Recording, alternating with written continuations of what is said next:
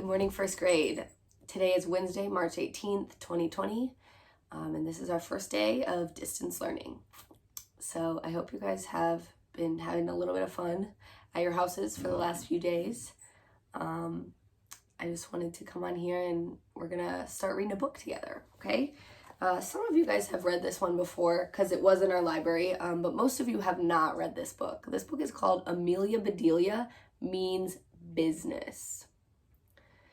The first chapter is called Money is the Root.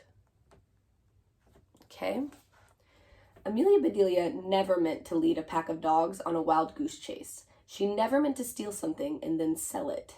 She never meant to make someone look bad, very bad, or lead a parade astray, or even stomp on a piece of perfectly delicious cherry pie, but all that happened and more. Amelia Bedelia needed to earn some money. The truth was, Amelia Bedelia needed to earn a lot of money. Maybe that was the real problem. Earning some money would have been easy.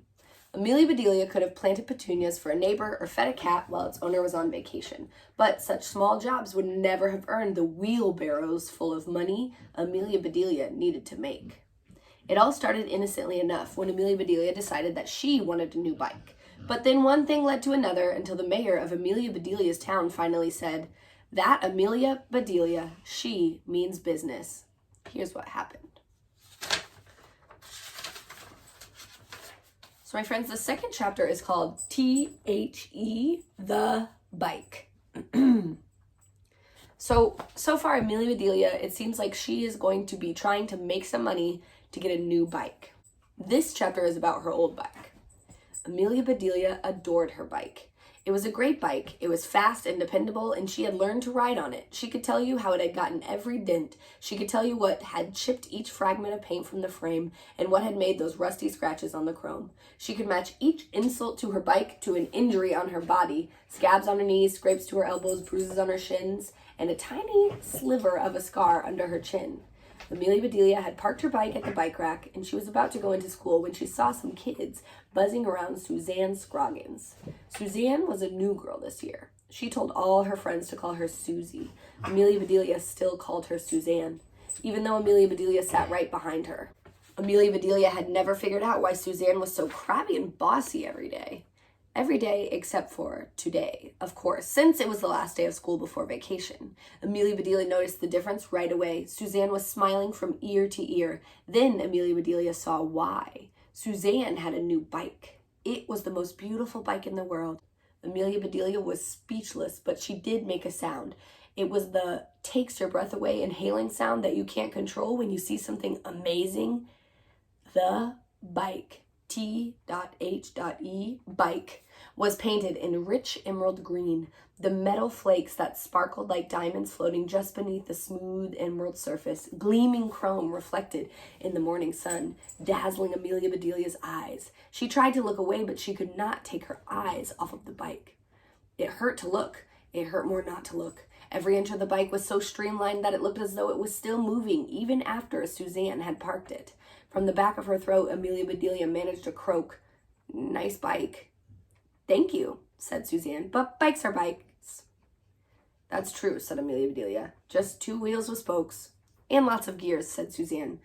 "I don't have any gears," said Amelia Bedelia.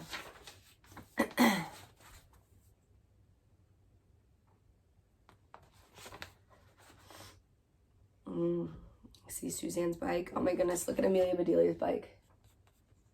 Do you see that? "Two tires, definitely," said Suzanne. "Not really," said Amelia Bedelia. "I don't get too tired without gears."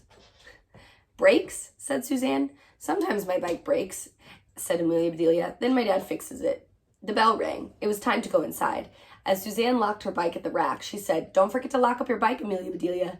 That's when the truth hit Amelia Bedelia. She had never locked up her bike. She didn't have to because it wasn't worth stealing. Who would want it after seeing the bike? Amelia Bedelia didn't, that's for sure. Everyone followed Suzanne into school, leaving Amelia Bedelia to ponder the difference between the two bikes. She felt bad for her bike. She felt bad about feeling bad about her bike. She felt bad, period. Finding out that life was unfair is no way to start the day, and it was certainly no way to start school vacation. That afternoon, after school, Amelia Bedelia avoided everyone even her friends. She hid behind the dumpster, listening to the laughter and the jokes and the cries of, "Have a good break." Finally, Amelia Bedelia got on her bike and rode home. She took the back way so no one would see her. My friends, if you would like to send me a video on Dojo, tell me why you think Amelia Bedelia did not want to talk to her friends after school, and why do you think she took the back way home? What does that mean? Alrighty. Also, don't forget to do your math and reading assignments. Watch the math video that's also on this channel. Send me pictures, and I'll see you tomorrow. Well, you'll see me tomorrow. Goodbye, guys.